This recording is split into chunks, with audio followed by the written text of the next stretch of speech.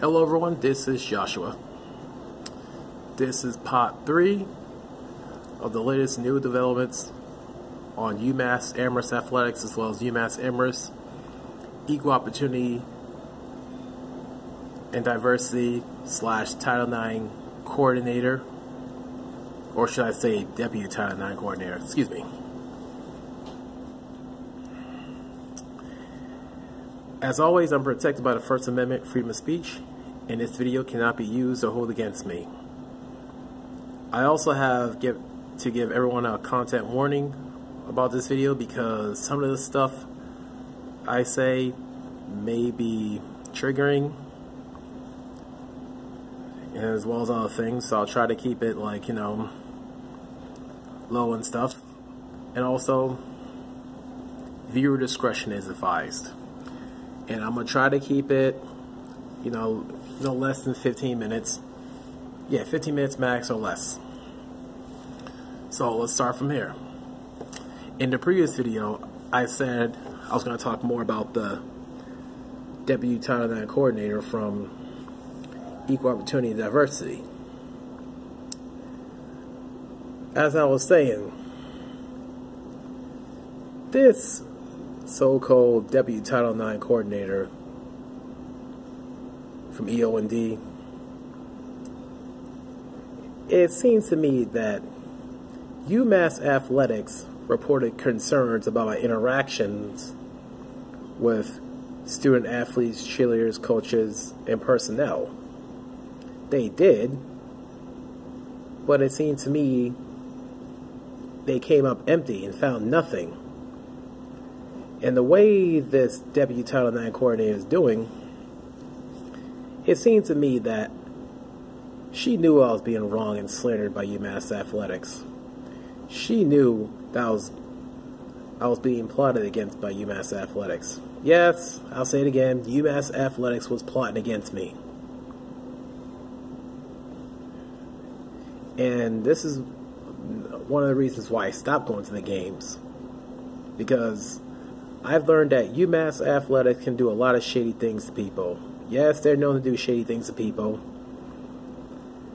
And I've heard that from athletes that transferred, athletes that quit before graduating, as well as former athletes that graduated. But really, the problem is this. Why in the blue heck would you complain to Title IX for stuff that's not even a Title IX matter? Do you realize what you're doing? You're taking away the resources from the people that really need it. Yes, I'll say it again. Do you realize what you're doing? You're complaining to Title IX for stuff that's not even Title IX matter? You're taking away resources from the people that really do need it. And it's a waste. Come on, people. Wake up. Smell the coffee. Smell 2018. Look what's going on out there. There are lots and lots of people that really need those resources, that really do need the resources. And what are you doing? Complaining to Title IX because somebody was looking out for you and stuff like that? Like stay hydrated, stay warm, stay cool, safe travels, watch out for black ice. Are you serious when I keep complaining to Title IX just because somebody was looking out for you? There's a big difference between looking after and looking out for. I'll say again, there's a huge difference between looking after and looking out. I'm like, seriously people, if you're smart enough to go to college, then you're smart to know the difference as well, obviously. And in case some of you don't know,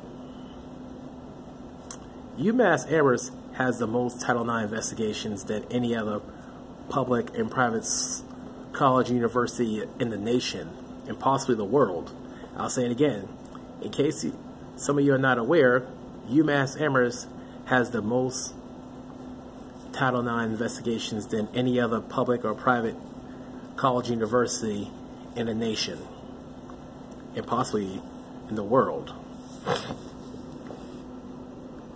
And really, and now this latest lawsuit I hear about, as far as Title IX goes, was from a former student Because of what? Something that was not resolved. They just closed the case. They didn't tell him what the issue was. From what I heard, that was not a Title IX thing, and he didn't get his degree, so he wants an emergency order to get his degree. Yes, if it's not a Title IX matter, if he's cleared of wrongdoing, then he deserves his degree. That former student deserves his degree immediately. Yeah, just like that Title IX coordinator I be telling y'all about, or should I say deputy Title IX coordinator, excuse me, I tell y'all about. Guess what? When she came up empty and found nothing, she just closed the case, sent a letter saying, oh, we encourage you to support athletics, It's just, some of you through this made you uncomfortable and all that. I'm like, really? The letter says something, but it didn't say anything about the outcome. It didn't say what really happened. And when I keep questioning and questioning, she keeps trying to duck down, hide, avoid, hide behind secretaries, all that, and ignore my emails, voicemails. Really? See, that right there sounds like she's trying to sweep it under the rug. That right there is corruption. I'll say it again. Anybody who sweeps things on the rug like that, they're corrupt. Yes, that is just straight up corruption right there. Because the deputy Title IX coordinator for Equal Opportunity and Diversity knew I was being wrong and slandered by UMass Athletics.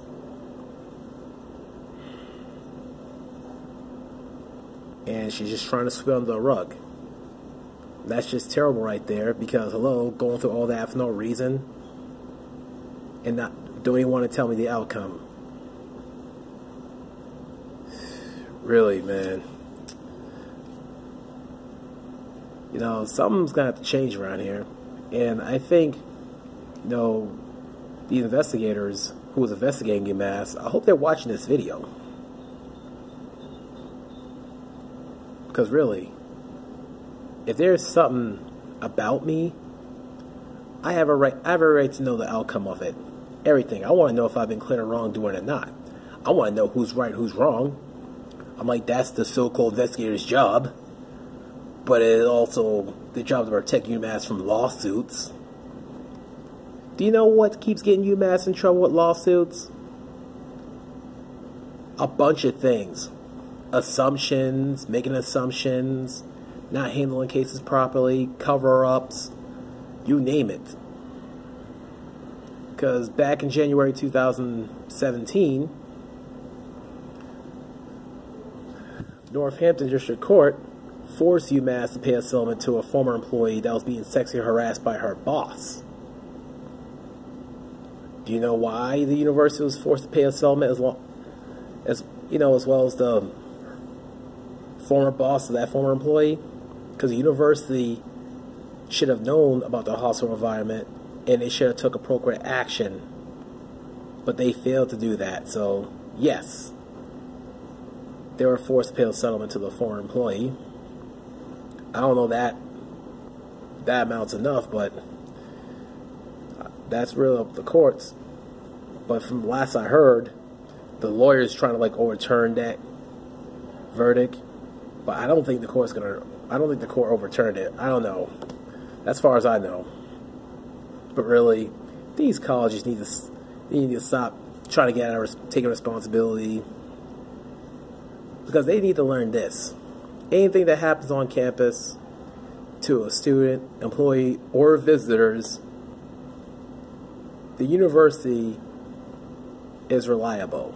Yes, they are. The university is reliable and they are required to take action if it happened on campus. So yes. And they also need to stop favoring students over employees, because if a student did something to an employee, it should be double standard. You know, the student should be faced suspension, expulsion, etc. And also, excuse me for a minute, fix my glasses. If an employee has been cleared of wrongdoing, do you know I want to talk to Massachusetts State House about? Forcing all schools, colleges, and universities, whether if it's public or private, to pay a settlement, back pay, etc. if the person's been cleared of wrongdoing. Yes, the employee has a right to know if they've been cleared of wrongdoing or not. And if they are cleared of wrongdoing, they should be forced to pay a settlement, back pay, etc. Or automatic reinstatement as well. Well, let me repeat that again. If the employee has been cleared of wrongdoing, they should be forced to pay that employee back pay, settlement, and automatic reinstatement. Oh yeah. That's what you talk to the Massachusetts State House about, because really, there are people that lose their job because what? Some nonsense, or what? Somebody doesn't like seeing somebody around. Because what? They don't feel comfortable, so what do? Complain and lie about them.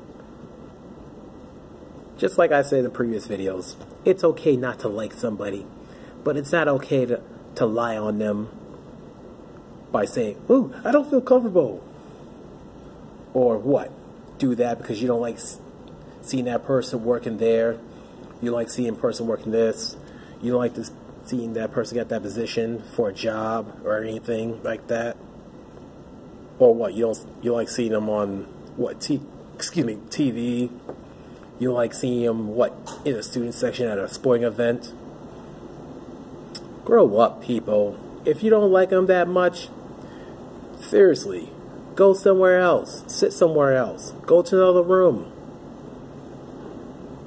You know, all that. But don't go lying on them and stuff like that. Because I think students who do that and they find out they're just lying on them because they don't like them, they should be suspended, expelled, or even more. They should. I'll say it again.